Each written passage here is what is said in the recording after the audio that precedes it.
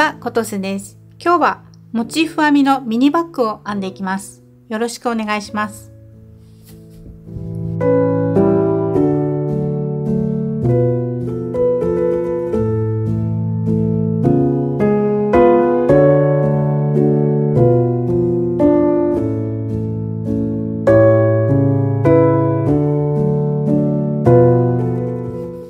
はい、では鎖編みを8目編んでいきます。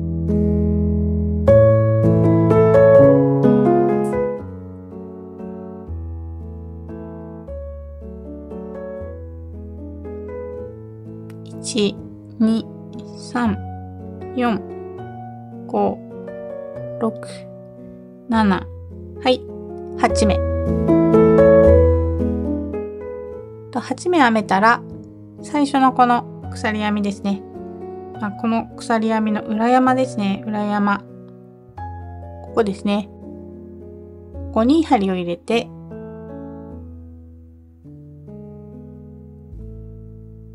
で、糸をこちら側に引き出します。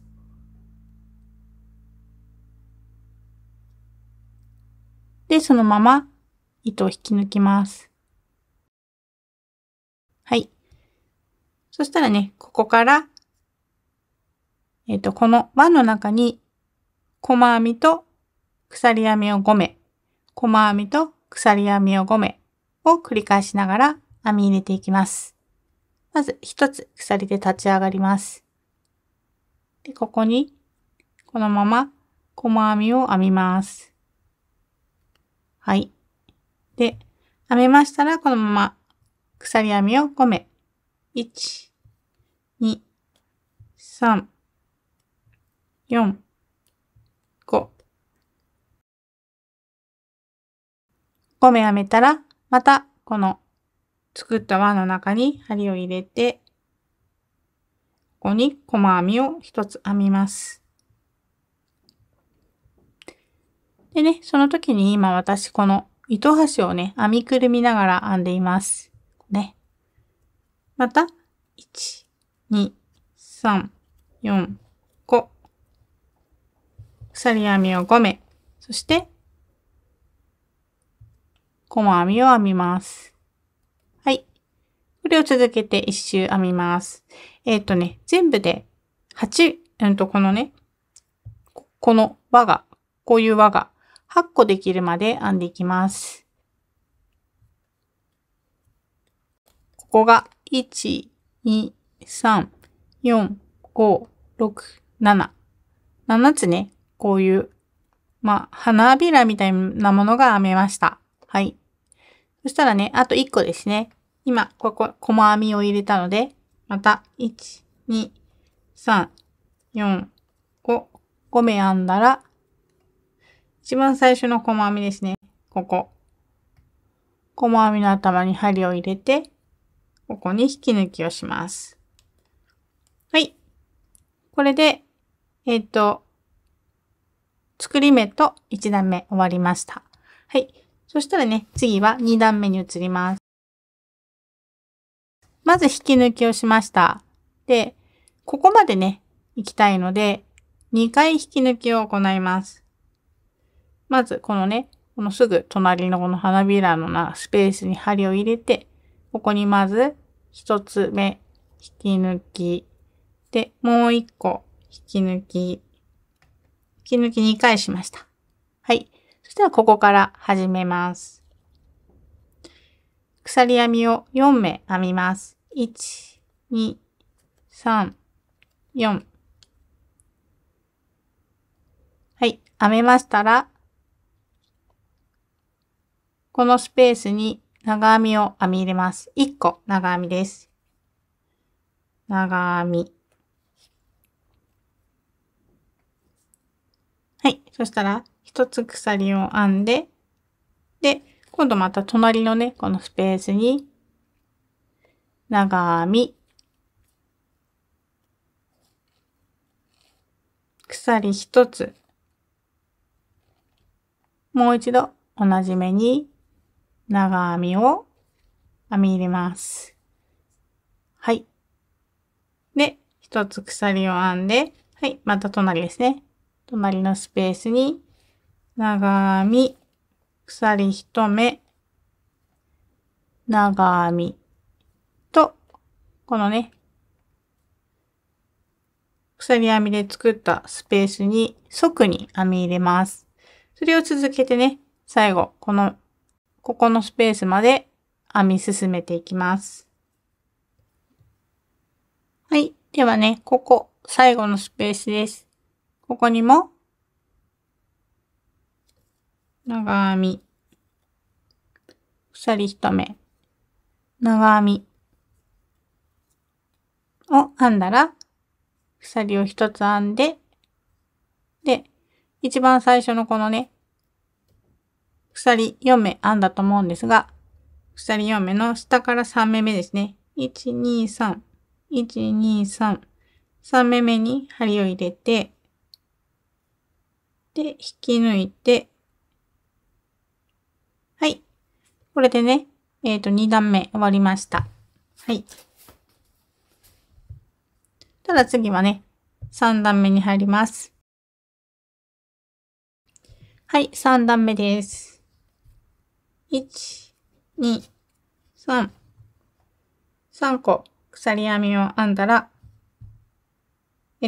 ここ、今ね、引き抜きをした目に、鎖3目目のところですね。ここにもう1回長編みを編みます。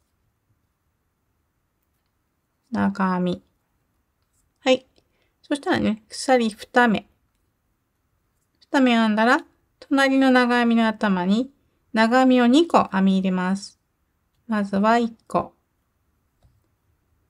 で、2個ですね。2個目。はい。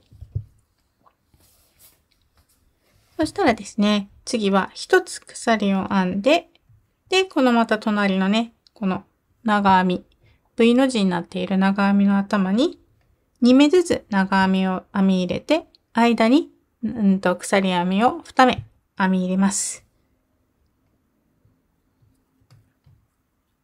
長編みを1個。で、もう1個。で、間に鎖を2目。はい、隣の長編みに1個。もう1個。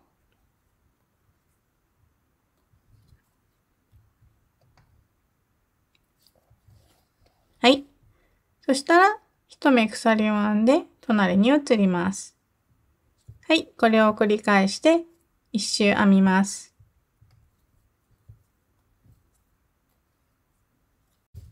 はい。ここまで編んできました。あと残るところ、この長編みに編み入れて終わりです。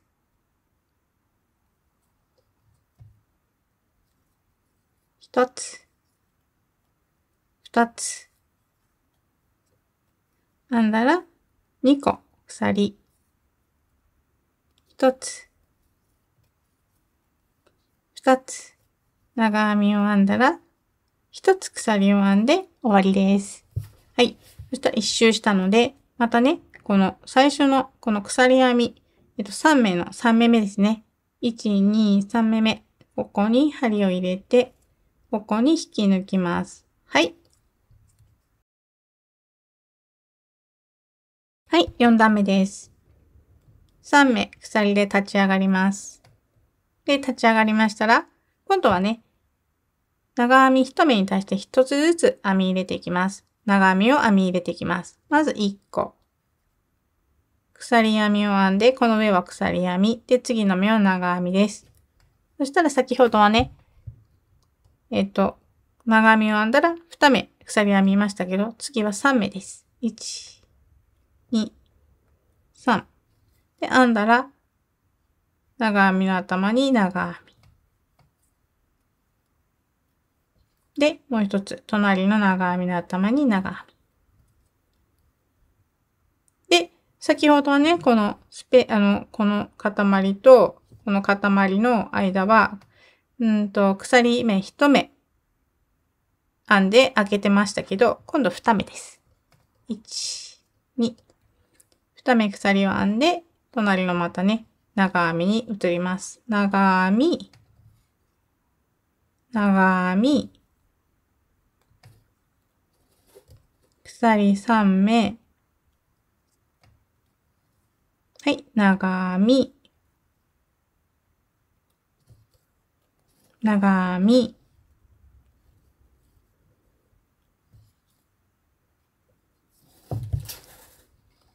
と鎖1目。はい。これを続けて、一周編みます。あと、ここの塊の上にね、長編みと鎖編み編んで終わりです。長編み、長編み、鎖3目、長編み、はい、長編み。で、1目鎖を編んで、編み始めの鎖目、立ち上がりの鎖目3目の3目目。ここですね。ここに針を入れて、引き抜いて、はい。これで、1、2、3、4段目終わりです。次、5段目です。はい。次は、また、3目で立ち上がります。鎖3目で立ち上がります。立ち上がったら、長編みの頭には長編み。で、次は、先ほどね、この鎖3目編みましたけど、次1目です。1目。で、編んだら、次の、このままね、次のこの2本の長編みに、それぞれ1個ずつ長編み編みます。1個、2個。はい。で、編んだら、1、2、3。3目鎖を編んで、こうですね、このスペースに即に細編みを編みます。こうです。で、また、1、2、3。3目鎖を編んで、次ここのね、長編みに長編みを編み入れていきます。長編みの頭に長編み1個。次の頭に長編み1個。で、次ね、こことここの間は、鎖1目です。そして、また長編み。で、隣にも長編み。で、鎖3目。編んだら、この鎖2目のスペースですね。ここ1目。ちょっと後でやり直します。あと、ここの2目のスペースに1つ鎖を編んで、で、1、2、3、3つ鎖を編んで、また長編み、長編み。で、鎖1目。で、長編み、長編み。はい。このようにして一周編んでいきます。1、2、3、細編み。はい。あとはね、ここを編んで一周です。長編み、長編み。鎖1目。はい。長編み、長編み。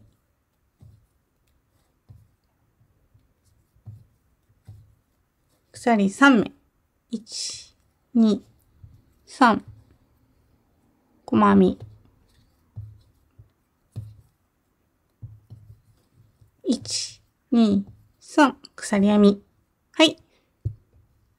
これで一周ですね。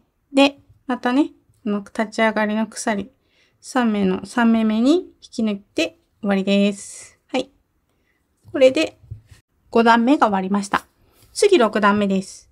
で、6段目がちょっとね、先に出した動画、モチーフ編みの動画は、1、2、3、4段目かな。4段目までは全く一緒です。で、5段目から変わってます。ここね、鎖3目、細編み、鎖3目なんですけど、先に出した動画のスクエアモチーフは、鎖4目、細編み、鎖4目、細編みなので、ちょっと違う。鎖4目、細編み、鎖4目、長編みなので、ちょっと違ってます。で、次の段もね、ちょっと違います。違ってくるので、その辺ちょっと気をつけてください。はい。では、1、2、3、4、6段目入ります。はい、6段目です。またね、鎖3目で立ち上がります。立ち上がったら、このね、今回は鎖編みも入れてですけど、ここを4目、長編みの4目一度押していきます。長編みの未完成を編んで、ここ飛ばしてね、次の長編み。長編みの未完成。今3本、針に糸がかかってます。はい。で、次の長編みの頭に針を入れて、また長編みの未完成。とやって、全部で針に糸が4本かかったところで引き抜きます。はい。こんな感じ。このね、花びらがこれで完成しました。1枚。ね。そしたら、次ですけど、鎖3目編みます。で、編んだら、ここのスペースですね。このすぐ下の足元の、この今編んだ長編み4目一度の足元のここですね。ここに針を入れて、ここに細編みを編みます。はい。で、編んだら、全部で8目鎖編みを編みます。1、2、3、4、5、6、7、8。編んだら、そのまま下に降りてって、ここね、この細編みの頭に針を入れて、ここの頭に細編みを編みます。はい。では、この時キュッとね、引き締めると綺麗にいきます。こんな感じ。はい。そしたらまた、1、2、3、4、5、6、7、8、8目。細編みを編んだら、次ね、ここの、鎖編みの細編み編んだらじゃない。鎖編みを編んだら、次のここの鎖編みのここ、出てきたスペース、ここですね。ここに針を入れて、ここに細編みを編みます。はい。そうですね。そしたら、1、2、3目で立ち上がって、ここのね、長編みの1、2、3、4。この4つの長編みを長編みの4目一度でまとめていきます。未完成1個目、未完成2個目、未完成3個目、長編みの未完成全部で4つ。はい。1、2、3、4、5。5本糸がかかっていて、はい。引き抜きました。そしたらね、次は、さっきね、ここ3目でしたね。次4目です。1、2、3、4目鎖を編んだら、ここ。次のね、ここのスペースですよ。ここに、細編み。1、2、3、4。はい、次ここ。ここに細編み。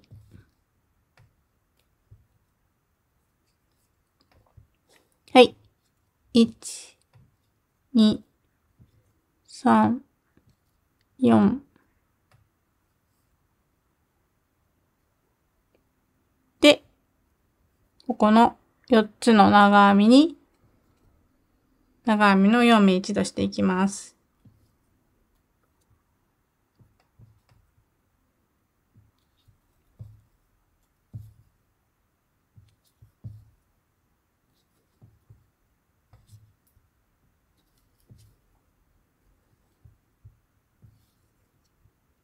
はい。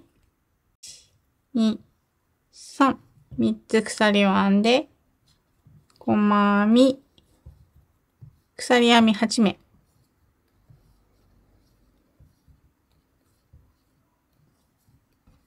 で、細編み。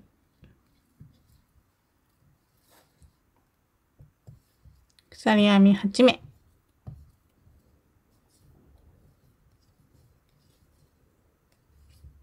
細編み。細編みですね。はい。って感じです。で、またね、ここと同じものを編みます。ここと同じものをこっちに編んで。で、この四隅にね、このハートみたいなのがね、こう、4つ、こことここと、こことここに、ハートをね、編み付けていってください。はい。では、またね、一周このまま編んでいきます。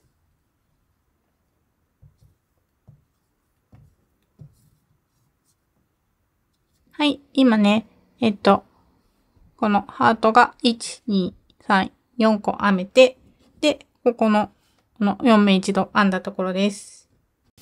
あとここ残すところここだけなんですけど、ここね、ここの部分、ここ4目で編みましたよね。4目、4目、4目。で、ここは台形にこのようにしたいので、ここ3目にします。本当はだったら、4目編んで、ここに細編み、4目編んで、細編み、4目編んで、で、ここに編み入れるんですけど、それを全部3目に変えます。1、2、3目編んで、こう、細編み。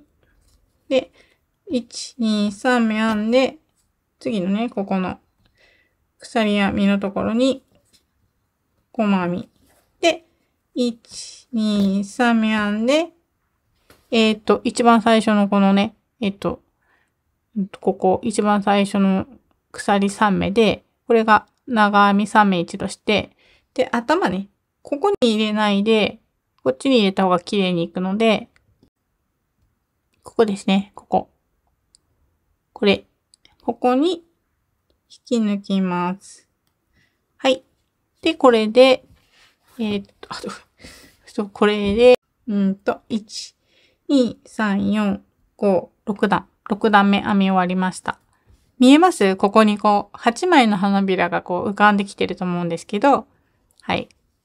まあ、ここでね、これ編まないで、このまま丸くね、この、なんていうのかな、これを続ける。この4目を続けていけば、この丸いモチーフにもなります。うん。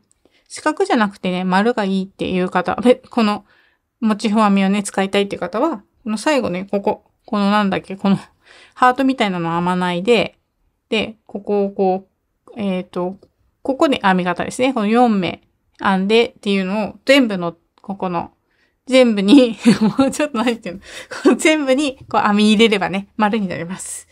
はい。では次7段目編んでいきます。で、ここに引き抜きしたので、一つ鎖を編んで、今ね、この引き抜いたここの目に、ここですね。ここの目に針を入れて細編みを編みます。で、編んだらね、このハートのこの右側ですね。右側のこのスペースに、全部でね、4つ細編み、即に編み入れます。ここですよ。ここに、1、2、3、4。はい。4つ編み入れたら、2つ鎖編みを編みます。そしたら次、この隣ですね。この隣は5個。長編みを5目編み入れます。1、2、3、4、5個。5個。5目。5目。4目、5目です。はい。ね。細編み編んだらすぐに長編みを編みました。この間、鎖編みも何も入らずに、すぐにこのスペースに4目の長編みを編み入れて、間2目、5目長編みです。そしたらこのまま、このね、隣の山、てっぺんに、ここですね。針を入れて、細編みを編みます。はい。これですね。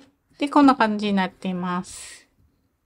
はい。そしたら、次ですけど、次ね、ここに、鎖3目。1、2、3目。細編み。1、2、3、3目。はい。ここ。細編み。次。1、2、3。コマ。5。はい。という感じで、このようにして編んでいきます。そして最後ですね。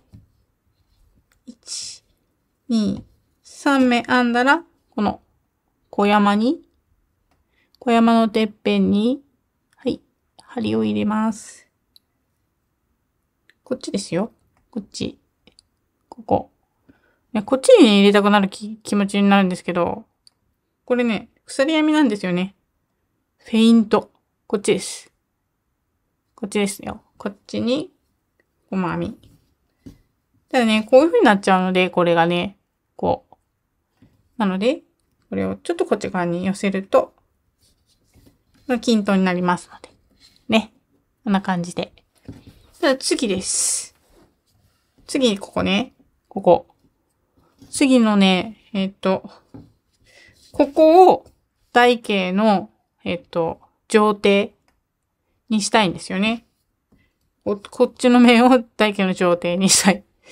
ね。で、こっちを下底にしたいんですね。なので、こっち側の目を、ここをね、ちょっと全体的に増やしていきます。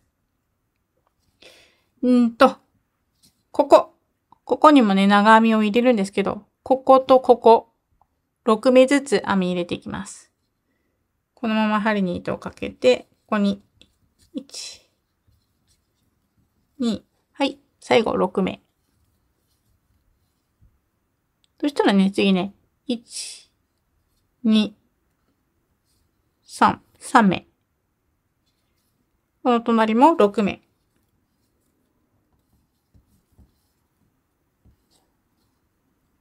はい、6目編めました。こんな感じです。6、3、6です。はい。そしたらね、また山に、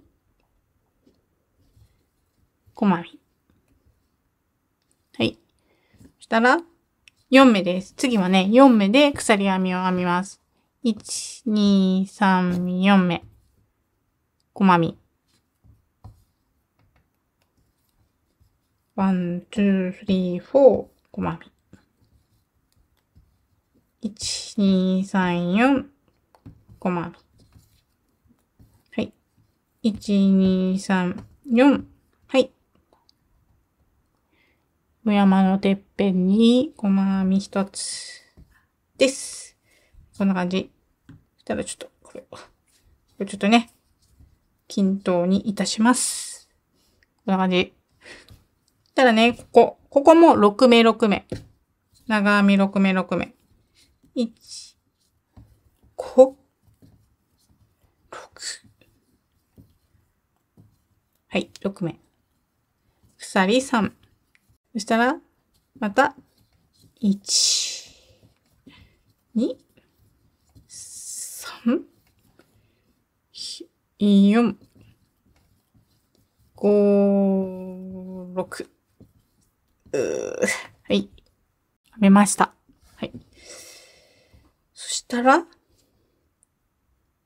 また、小山のてっぺんに、細編み1つ。次です。このね、この横ね、ちょっと見ね。この横、こうね、上底下底横。ここは3。だから、3、4、3。1、2、3目、細編み。1、2、3目、細編み。1、2、3目、細編み。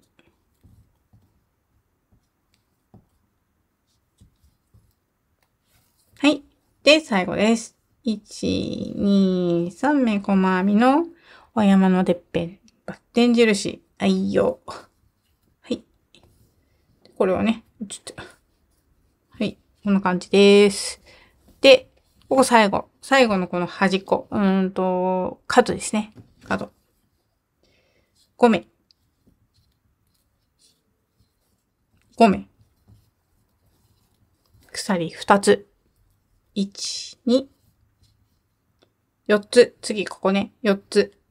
長編み4つ。1、2、3、4、4つ。はい。そしたら、山のてっぺん。バッテン印。はい。とか、こんな感じになりました。ちょっとこっちの方がね、こう、なんていうのかな。ちょっと、広がってる感じで、こっち側は、ちょっと、こういう感じですね。あと、ここ編むだけです。で、最後。ここのね、一番上をちょっとギュッとやりたいので、ここ2目。1、2目。2目編んだら、細編み。はい。1、2、2目編んだら、細編み。はい。1、2、コマ。はい。で、最後ですね。一周回ってきました。最後。1。1個なんでね、もう、ここで、糸を切ります。本当に切りたくないんだけどね、私ね、スマイ糸切るの大嫌い。なんか、もったいないって感じするから、本当は嫌いなんだけど、しょうがないですよね。切らないことにはね、切ります。はい。切ったら、このね、端っこを、ライターとかのね、火でね、炙ります。すぐ触るとね、熱いし、溶けてるのでピーってくっつくので、ちょっと置いて冷めたら、冷めるまで、浮かしときます。切った方、こっちのね、糸玉につながってる方も、こうやって、で、これはね、抜きます。抜いたら、閉じ針ね。閉じ針に、糸を通して、これあれだ。切ってすぐに入れてから、閉じ針に通さないと、ここのね、これ、貼りにくくなる。溶けて、面積が広がって、違う。なんか貼りにくくなる、とにかく。なので、先にね、入れてから、ここで炙った方がいいかも。はい。それでは、一番最初のここ、細編みですね。もうちょっと。暗くなってきたから見えにくくなってきたね。ちょっと待ってよ。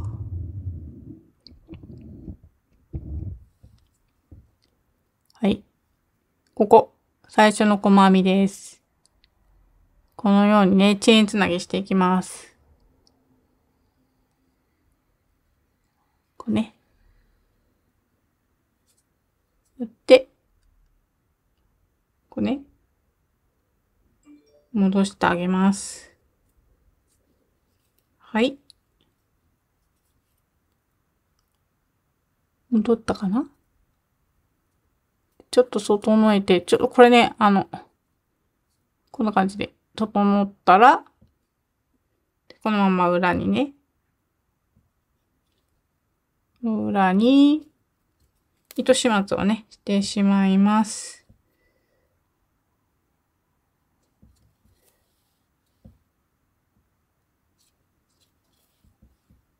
こんな感じでね、糸始末をしていきますね。はい。で、これでね、モチーフ1個できました。ここもね、これも、ここにぐるっとこれを入れて、で、ここギュッと引き締めて、穴開いてるとさ、あんまり良くないよね。バッグに穴開いてると。なので、ちょっと縮めとってください。こうやってね。で、こうやったら、ここに針を通して、ぐるぐるってね、ぐるぐるって入れてください。ということで、こんな感じです。もうちょっとね、後できっちり糸始末します。で、こんな形になりました。ですね。はい。ちょっと整えます。こうですね。こっちの方が、長くて、で、上が短い感じで、ほんのり台形になりました。こういう風にしないとね、今回のね、バッグね、ちょっとね、ちゃんとならないの。だから、しょうがないんですよ。これめんどくさいけど。本当はね、このスクエアでパシってやりたかったんだけど、無理だったんでね、ちょっとめんどくさいけど台形にしました。はい。では、これをね、今1枚作ったので、もう1枚同じように編んでいってください。はい。2枚できたので、ここから、ここね、ぐるっと囲むように、なんていうの？側面と底と、持ち手をね、一気に編んでいきます。はい。ではまず、鎖目を20目編みます。はい。それでは、これからね、代わりヘリンボーンステッチを編んでいきます。まず、一つ鎖編みを編みます。立ち上がりですね。で、この鎖編みの裏山を拾っていきます。これ1個目の裏山、2個目の裏山、ここですね。ここに針を入れます。で、入れたら糸を引き出します。はい。そしたらね、針に2本糸がかかったところで、指にかかった糸を引き抜きます。そしたらね、このできた細編み、この細編みのね、左足ですね。左足に針を入れます。こっち側に針をこのように入れます。入れたら、またね、裏山を拾っていきます。これね、裏山を、裏山じゃなくて、この半目とか、向こう側半目とかを拾ってってもいいんですけど、ちょっとね、そうやってね、最初の動画はね、撮ったんですけど、で、今ちょっとこれ撮り直してるんですけど、そうするとね、ちょっと隙間が空いちゃうんですよね。この編んでこれからこっち側に向けて編んでいくんですけど、これまたこのなんていうの、この残った目を拾ってこっち側にも向けて編むんで、その時にね、その編み地と編み地の間がちょっとね、開いちゃうので、裏山をね、拾ってってくれるとね、いいかなと思います。その方がね、綺麗に編めます。はい。そしたら、3本針に糸がかかったら、引き抜きます。はい。そしてまた、左ですね。この左の糸に針を入れて、裏山を拾います。こんな感じですね。もうちょっとゆっくりやりますか。左の糸に針を入れます。裏山を拾声までね、ゆっくりやる必要ないんですね。声までやらなくていいです。で、3本引き抜きます。こんな感じです。で、これをね、続けて端まで編んできます。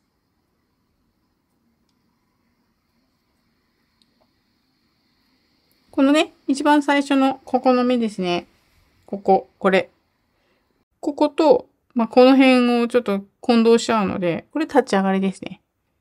こっち側に、この辺にね、マーカー入れとくのもありかと思います。はい。では、左端まで編んでいきます。で、左端になった時に、この裏山拾ってないんですよ、映像で。気にしないで裏山はね、拾ってってください。ちょっとね、今やり直してるんですよ。うん。この、作り目のところだけね、ちょっと取り直ししていますので、なんかちょっと違うなって思うかもしれないけど、裏山をね、動じずに、裏山を、信じて、拾っててください。はい。では、左まで編んだところまでちょっとね、進めていきます。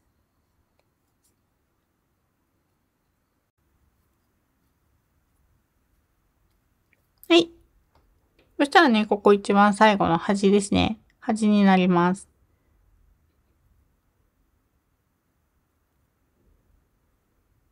一番左のこの、一番左の細編みのかな、細編みの足の向かって左側に針を入れて、最後の目ですね。最後の鎖編みの目に針を入れて引き出して、はい。これで、まず1段目終わりました。そしたらですね、次、普通だったら、こうやってね、ひっくり返すはずなんですけど、編み地って、こっち側ね、反時計回りに回すはずですよね。あれうん。こう回すんですけど、今回は、こう回します。こっち側に。こう回して、ね、立ち上がりも何もつけずにこのように回します。回しましたね。はい。そしたら、このままですね、このすぐ下ですね、この下のスペースにこう入れます、針を。ここに、こう、上から見るとここに、ループがありますね。そこの、ここですね。ここに針を入れて、で、糸を引き出します。引き出しましたね。はい。出したら、ここに、まずはね、一つね、細編み編みます。立ち上がりなしの細編み編みます。そしたら、この左のね、これですね、この左の、この糸に針を入れて、そして、この次の目ですね、次の目。ちょっとこの V になってるところのこの隙間ですね。で、こうですね。こうやって針を入れます。で、入れたら、引き出して、引き抜くと。はい。また同じように、こうですね。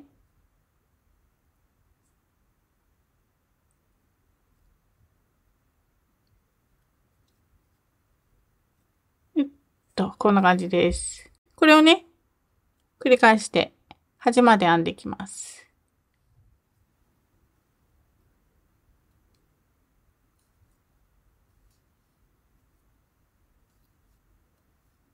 これ引き出した時にちょっと持ち上げてね、ちょうどこの高さが一緒ぐらいになるようにして、で、このまま横にスライドして、こう、引き抜くようにすると、綺麗に目が揃うと思います。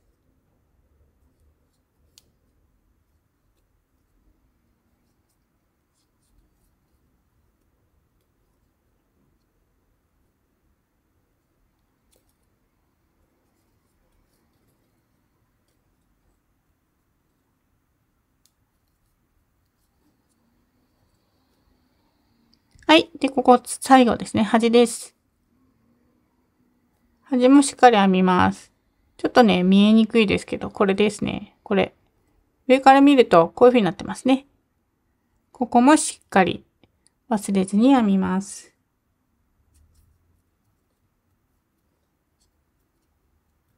で、上がった後に、このね、この一番端っこも含めて、ここも含めて、1、2、3、4、5、6、7、8、9、10、11、12、13、14、15、16、17、18、19。全部でね、ここ20目鎖編みができて、鎖編みじゃなくて、20目ループができていたら、ちゃんと編めてる証拠です。そしたらそれまたね、こうやって、ひっくり返して、またここから編んでいきます。同様に、こう、最初は細編みを編んで、一番左ですね。で、ぐっとこう上に持ち上げて横にスライドするように編んでいきます。で、またこれも端まで編んでいきます。で、これを繰り返してですね、全部で18段編んでいきます。はい。では18段、私も編んでいきます。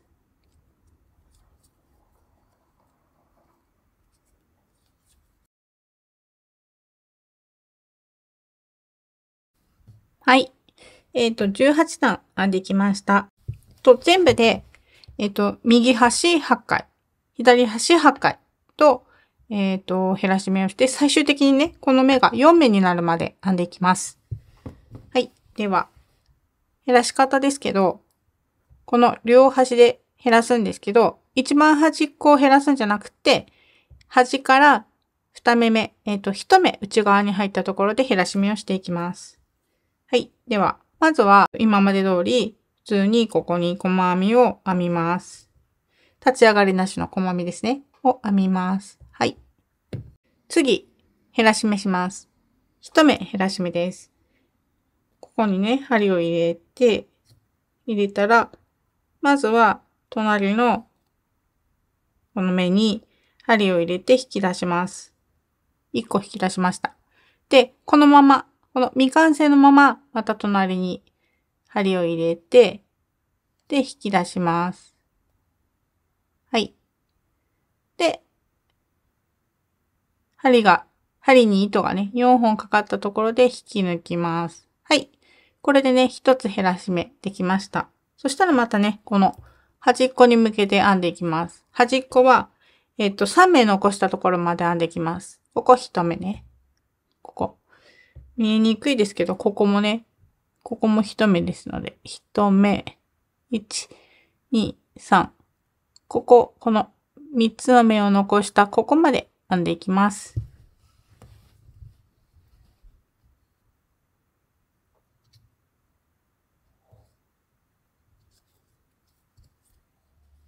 はい。3目残して、編んできました。1、2、3目残ってます。で、こことここを1目にしていきます。この目と、次の目ですね。で、減らし目をします。これで減らし目できました。で、最後ね、忘れずに1目編んでください。と、ここですね。ここに、細編みで、はい。これでね、減らし目1段目終わりました。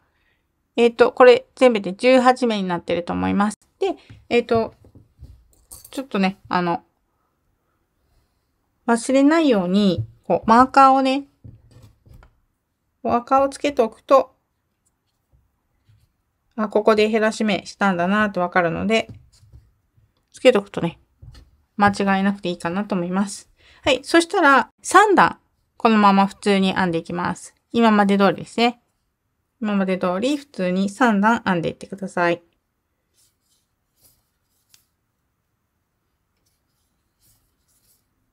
ここで減らし目しましたね。ここで減らし目をしたので、1、2、3段編んできました。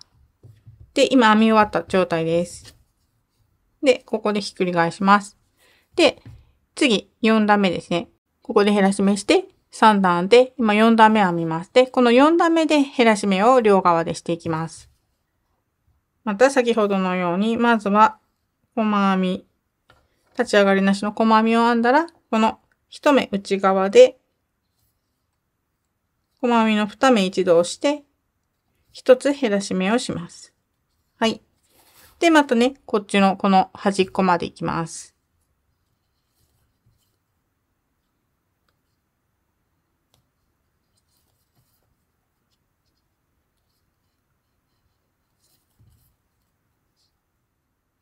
はい。あと3目残ってます。で、ここから減らし目します。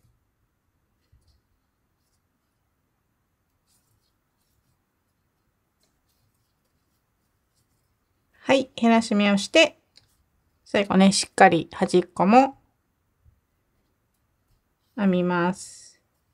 はい。で、これでね、こっからここまで数えてみてください。16目あると思います。で、ここも1つ減らし目をしたので、2つか。2つ減らし目をしました。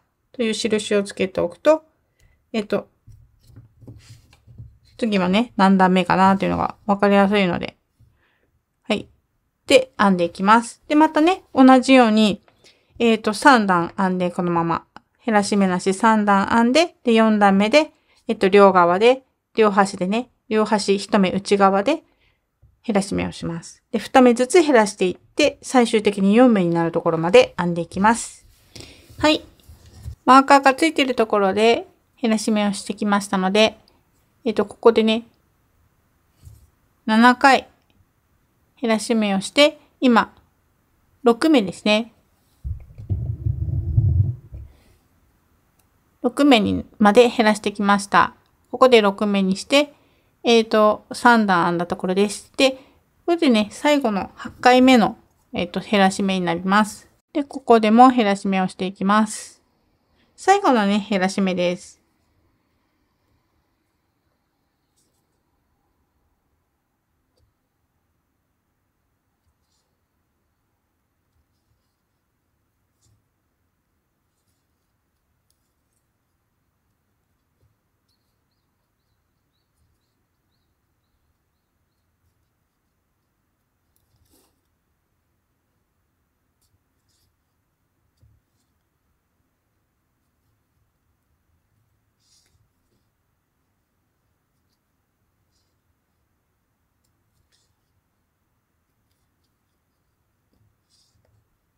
はい。これでね、減らし目終わりました。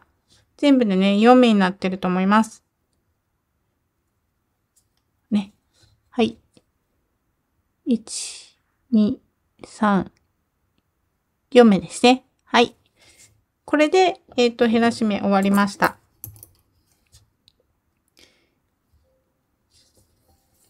で、次はね、ここから8段減らし目なしで編んでいきます。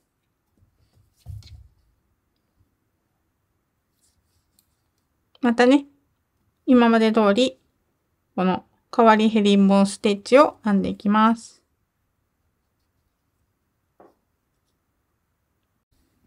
はい。ここでね、最後の減らし目が終わり、全部でね、8段編みました。はい。そしたらね、ここで一旦切ります。後でね、このもう片方をこっちから編みつなげていって、で、ここつなげるので、少しね、つなげる分の糸端を残して切ります。そんなにいっぱいいらないんですけど、こんくらいあればいいはず。で、またここでもね。はい。では、次はね、こっちからこれとね、同じものを編みます。はい。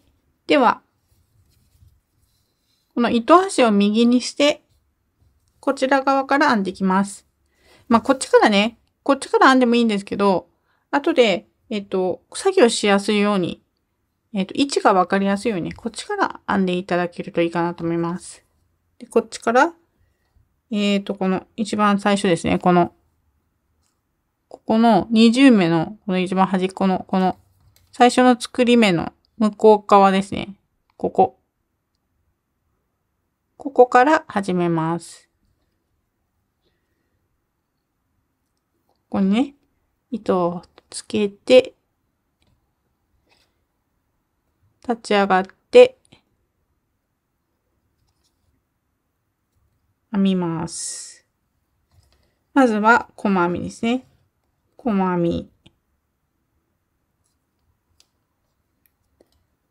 で、まあ、糸端ね、編みくるみながらいってもいいです。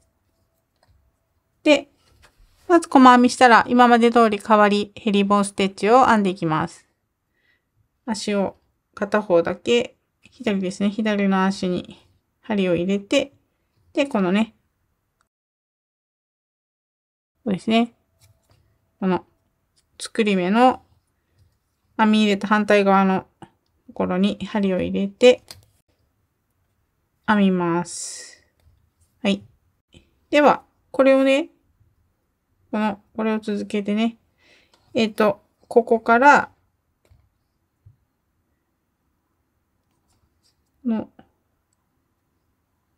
作り目の反対側からこう編んでいって、で、これとね、全く同じものを編みます。これね。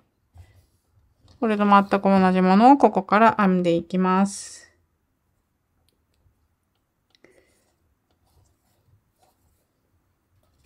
両脇ね、一目内側で、2目ずつ、減らし目して、それをね、8回行いました。で、今ここ、8回目の減らし目が終わって、今4目になったところです。こっちね、反対側、こっち側は、減らし目が終わって、で、この終わったところから、この次からですね、8段編んだと思うんですけど、次はね、これ、7段編みます。このままね、増減なく、この次から1、2、3って、7段ね、編んでいってください。こう、ひっくり返してまた同じように7段増減なく編みます。はい。7段ね、編めたので、ここからね、7段編みましたので、糸も切りました。こっち側短くてもいいです。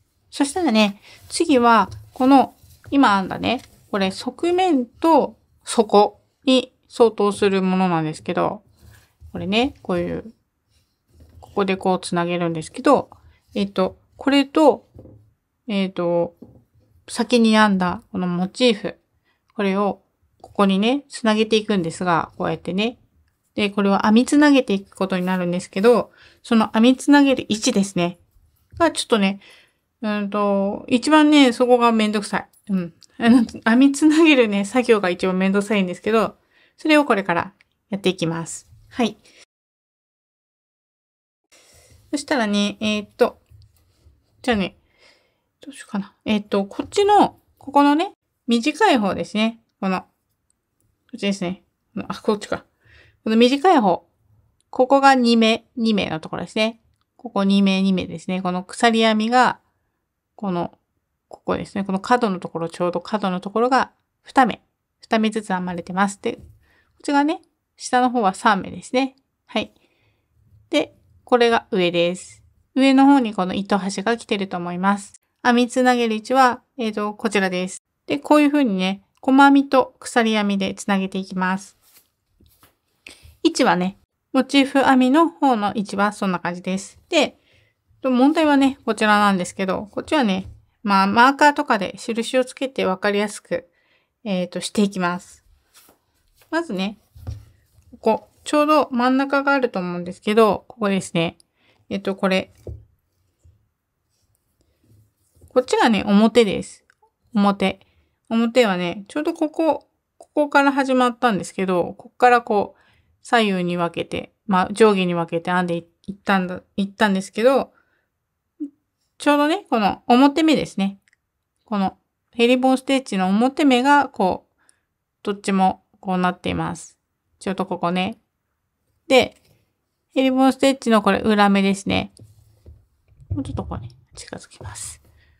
このヘリボンステッチのこれが表目になってます。で、これが裏ですね。足が見えます。こうね。こっちも足が見えます。はい。で、ここがちょうど真ん中ですね。ちょうど真ん中。ここにもね、編み入れますので、ここに、ちょうど真ん中にマーカーを入れておきます。反対側もね、入れておきましょう。この反対側もマーカーを入れておきます。そしてですね、で、もう一つね、マーカーを入れるところがあります。それは、この、今ね、マーカー入れました。で、こっち側が裏なんですけど、こちら側を見て、編みつなげていきます。で、今ね、この、マーカーを入れた、こっちとこっちが裏目が見えてますね。で、こっち側、こうですね。こっからこれがこっち側ですね。ちょうど境目です。で、ここから1段と数えて、35段の位置にマーカーを入れます。こう1段と数えて、1、2、これ、表目、3、裏目、表目、裏目、表目って感じで、1、2、1、2、3、4、5、6、7、8、9、10って数えていって35段ですね。ここがね、35段になります。ここ。なので、この両脇にマーカーを入れます。まあ、どこでもいいんですけど、まあ、ここにしますかね。針を入れる位置ですね。ちょうどこの横側ですね。すぐ横。ここですね。こことします。なので、ここに入れます。で、こっち側もですね。逆もここですね。次、ここでもいいんですけど、まあ、ここに入れましょうか。で、わかりやすいように35段の位置に印をつけます。はい。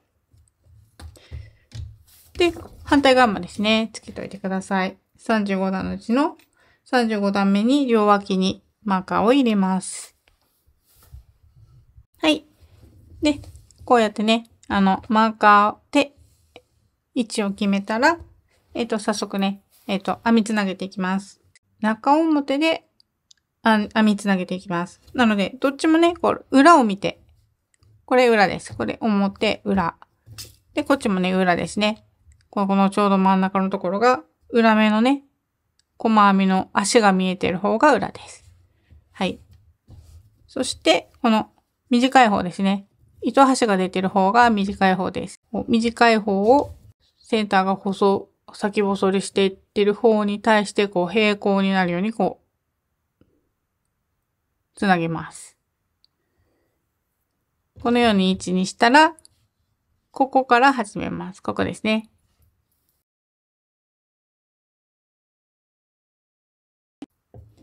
ではまずこの35段目のこのマーカーになるところから始めます。ここに針を入れます。ちょっと入らないので、マーカー取りますね。ここに入れます。はい。そしたらこちらも持ち上げて、ちょうどここですね。この2目、鎖編みのところに、こう、側に取って編んでいきます。で、糸を新しくつけまして、引き出して、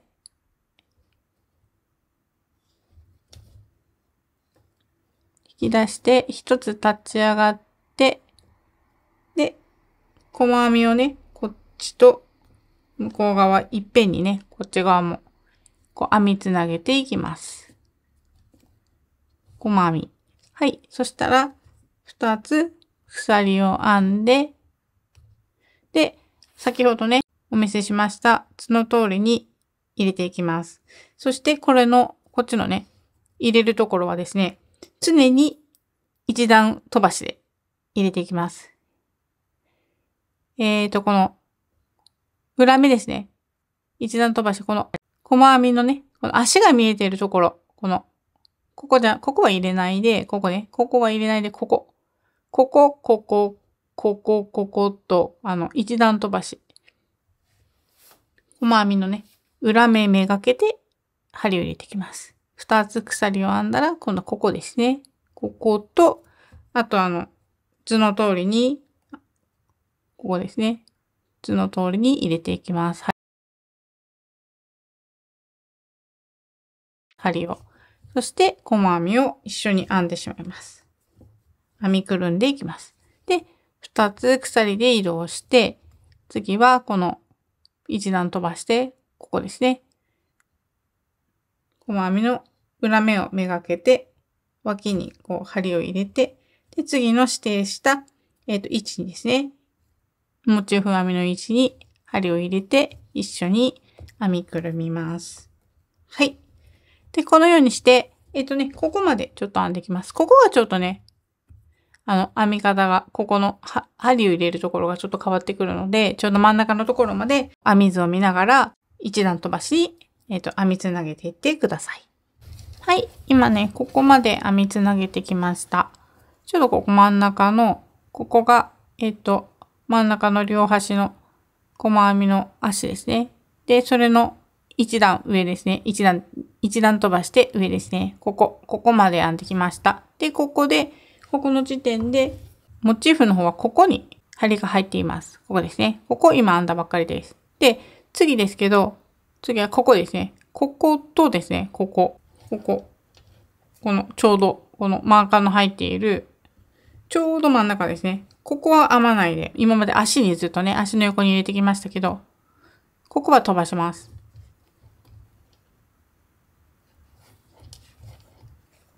飛ばして、このちょうど真ん中と入んないので、外します。ちょうどこの真ん中と、ちょうど真ん中のこの細編みですね。細編みの頭ですね。この細編みの頭に、ここ、入れます。はい。で、細編み。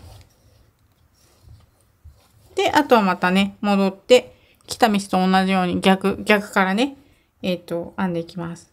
ここの細編みの足は飛ばして、一段飛ばして、ここから始めます。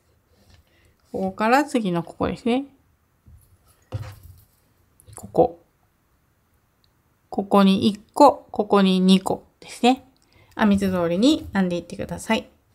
はい、そしたらですね、あとはね、残すところ、こことここですね。こことここ。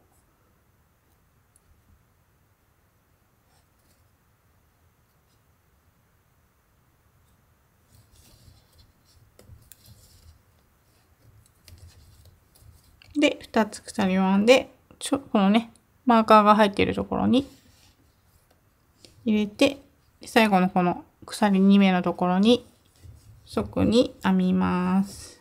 はい。で、これでね、こっち、片側ね、編みつなげられました。こうね。で、ここからね、ちょっとあまり切りたくないですよね、糸ね。なんか糸始末も大変だから、糸あんまり切りたくないっていうことで、まずね、このままにしてください。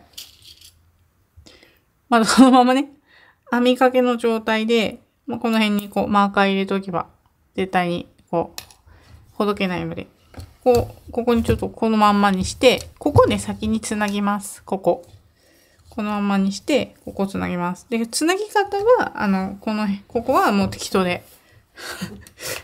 適当って言ったらね、みんななんか困っちゃうみたいなんで、あまり適当って言わないように頑張りたいんですけど、これはね、本当に適当に。この4目4目をね、こう、巻きかがりしていけばいいです。もっとね、いいなんていうの、縫い方があったら、もうそれを使ってください。丈夫にね、丈夫に、つなげていけばいいだけなので、ちょうど持ち手のところになるので、頑丈にするに越したことはないので。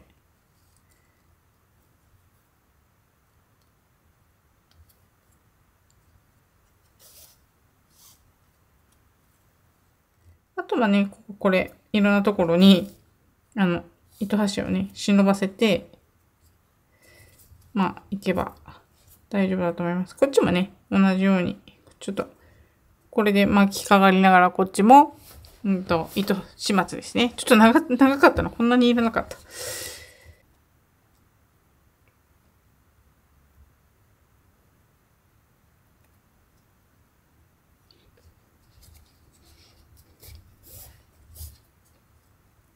はい、こんな感じで糸始末ができたら、切ります。切るとね、モケモケってするんですけど、こうやって見えるかな。ちょっとモケモケしてんだけど、見えるかな。ここね。これをね、ちょっとこうやると溶けて、出てこなくなるので、さっとやるとね。で、あと反対側も、こっち側もの、糸始末もします。はい。これは編みくるんでいこうかな。こんな状態ですね。こんな感じです。まだこれ編み途中ですよ。はい。そしたらね、これをね、こうくるってぐるっとやります。これね。じゃこれ表。そしたら、ここから、このね、ここの入り口と、ここの持ち手のね、この端っこですね。この端を編んでいきます。編んで増強していきます。編みかけのこの糸端というか、ループがありますので、これをね、針に戻します。ね、動く方が左に来るようにします。はい。そしたら、この状態で、ここね、このちょうど鎖のところですね。鎖編みのところ。ここですね。ここですね。今ここに入れてます。これ。に針を入れて、細編み。はい。で、次も、この長編みの頭に細編み。細編み。細編み。細編み。はい。で、このね、細編みにも細編み。で、2目、鎖編みですね。ここにも1個細編み。はい。細編みに細編み。鎖2目に即に細編み1個。細編みに1個細編み。鎖目2目に細編み。で、細編みに細編み。で、ちょっとここがね、ちょうどここ、チェーンつなぎしたところですね。そこにも容赦なく細編み。で、また細編みの頭に細編みですね。はい。そしたら、長編み4目のところに1個ずつ細編みですね。計4個。1、2、3。はい、4。できたら、はい。次のここの鎖編みのところですね。ここにも入れます。あとはね、ちょっとこの辺は、まあ、ニュアンスで入れてほしいんですけど、まあ、この辺にも入れますかね。ちょうどここから始めるんですけど、このちょっと下ですね。ここにも1個入れます。細編み。はい。そしたらね、今度は1段ずつ細編み入れていきます。この端っこですね。この、入れるところは、まあ、お好きになさって結構なんですけど、まあ、入れるところを決めていった方が綺麗にいくと思います。では、私は、この細編みの足の、こっちですね。ここ。ちょうど、足の、右側か。右側に針を入れて、細編み。で、次はこれ、表目の方ですね。表目。こう、斜めになっているところ。これはどこにしましょうかね。ここにしますかね。ここに入れますかね。ここ。で、細編みの裏目ですね。ここにさっき入れたんですよね。なので、ここ。裏目、表目。って感じで編んでいってください。で、この辺もね、この辺も、なんか、つなげたところですね。つなげたところにも、まあ、綺麗にね、なるように編んでいってください。まあ、こういう糸端もね、編みくるみながらいってもいいです。はい。でもね、ここまで編んでいきます。ここまで。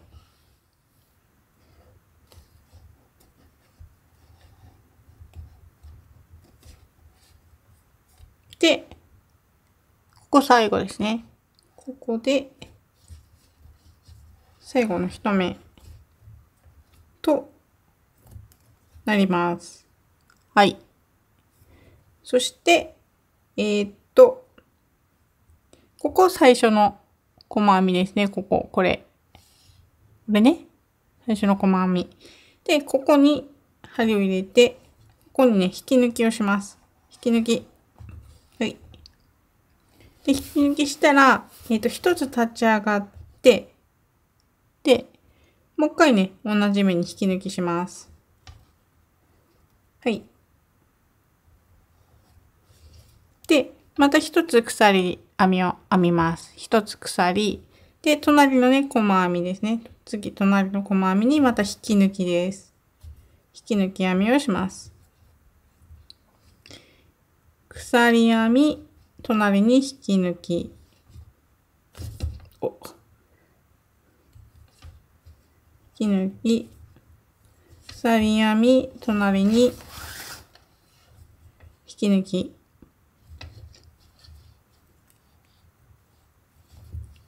細編みって言った今。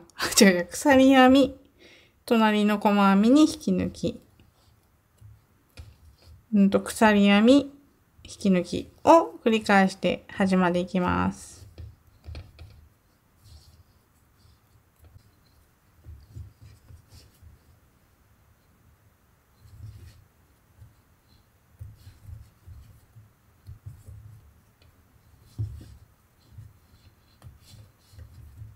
はい、ここで最後ですね。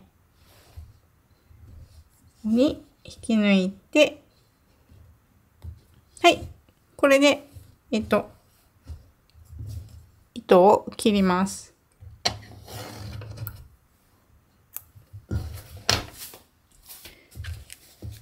で、あとはね、あとは、引き抜いて、これをチェーンつなぎします。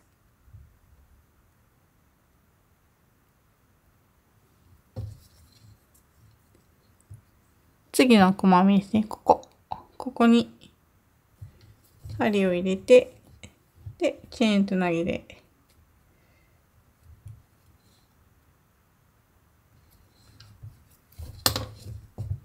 はい。で、入れ口と、あと、ここですね。持ち手の、端を編めました。はい。ということで、反対側も同じように、このモチーフと、この土台というか、をつなげていってください。さっきとね、同じです。ここからね、こっちからか。こっちから。裏にするのを忘れないで。で、裏にするとね、編み地がね、この裏目に入れればいいので、簡単になるので、裏を見ながら編んでいってください。こっちも裏返しにして、で、編みつなげていきます。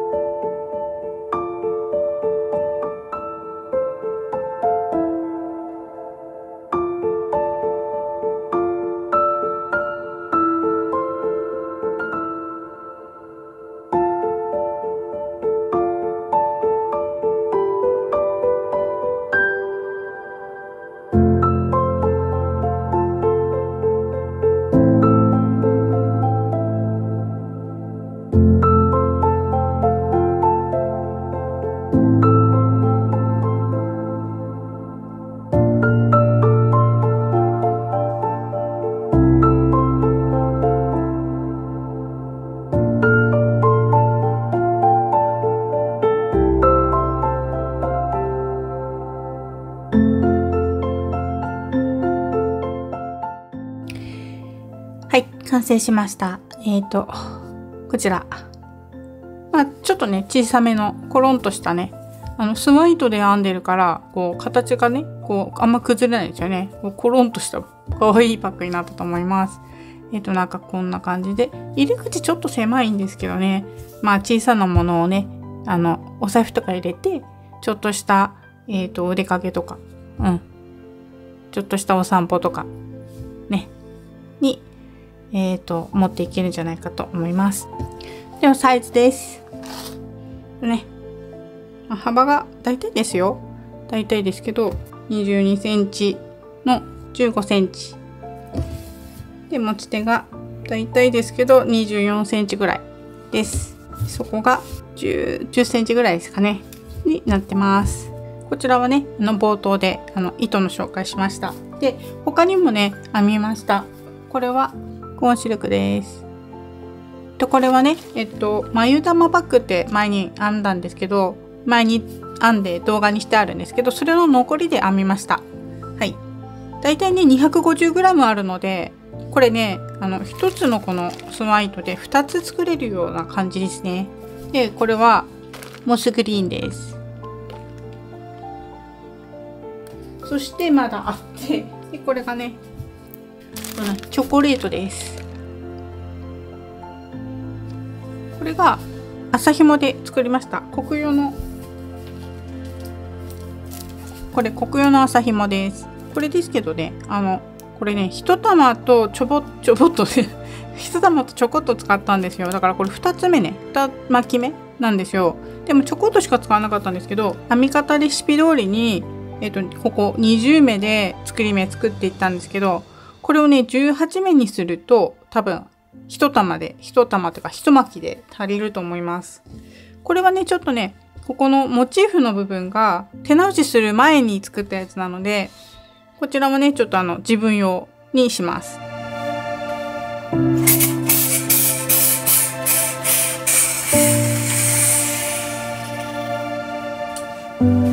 こっちはちょっと大きくてミニバッグっていうより普通のバッグぐらい、ハンドバッグぐらいですね。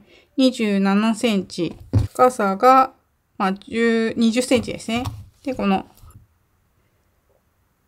14センチです。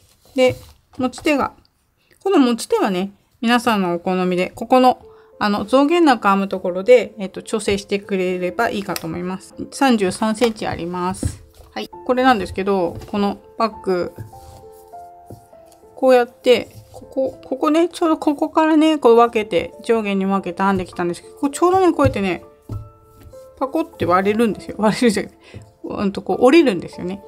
折れるんですよ。そしたらね、こういう形になるんですね。こういう。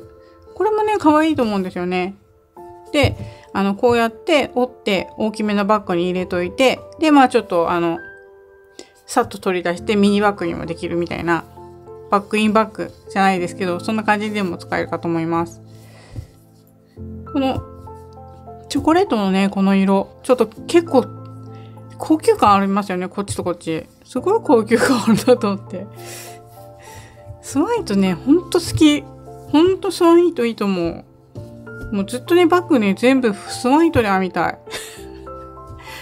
ほんと。で、先にね、この動画出してると思うんですけど、このモチーフのね、部分だけ。このバッグは台形にちょっと形を変えて編んでいるので、この真四角のね、のは、他に動画出しました。で、そちら見ていただければいいんですけど、でこの色と、でね、こうやって一色で編んでも可愛いんですけど、これをね、こうやってやっても可愛くないですか？絶対。これいちごミルクみたいじゃないですか。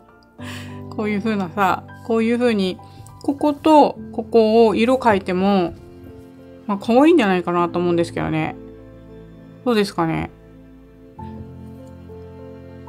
あと、ちょっとカジュアルにしたかったら、ここを一段ずつ色変えるとか、こっちとこっちで色変えるとかしても面白いかもしれないですね。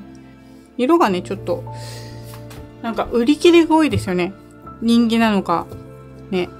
ちょっとそれがね、もうちょっといろんな色でね、編みたかったなってちょっと思うんですけど、ちょっとある色で、小松さんのショップでね、ある色で編んだので、こんな感じで、ちょっと地味めですけど、可愛いと思うので、よかったらね、編んでみてください。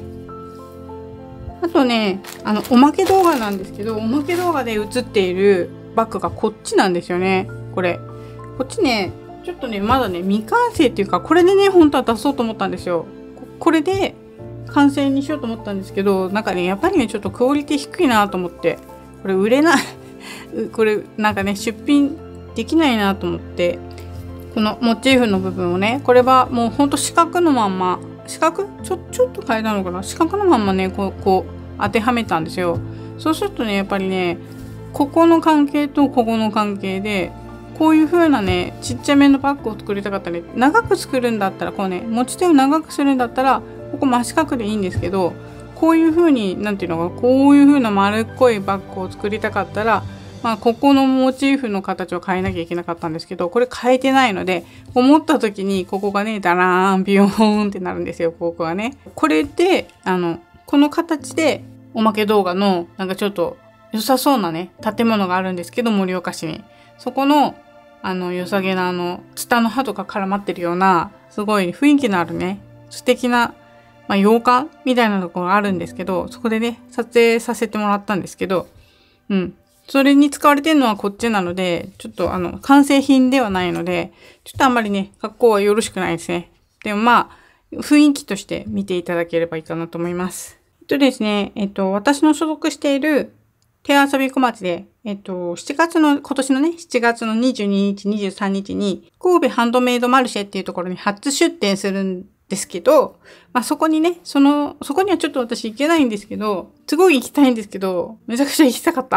行きたかったんだけど、ちょっとやっぱり都合がつかなくて無理だったんですけど、行こうと思ったんだけど、ですけど、出品することにしました。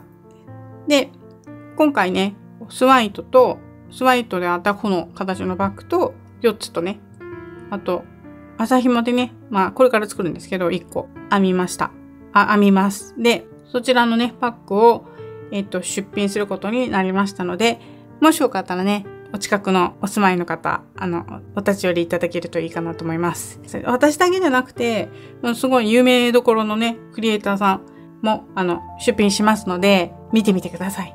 で、遊び小町のチャンネルのコミュニティを動画下概要欄、あるいはこの辺にリンク貼っときますので、よかったらね、そちらの方を見て、詳しくね、詳細をご覧ください。はい。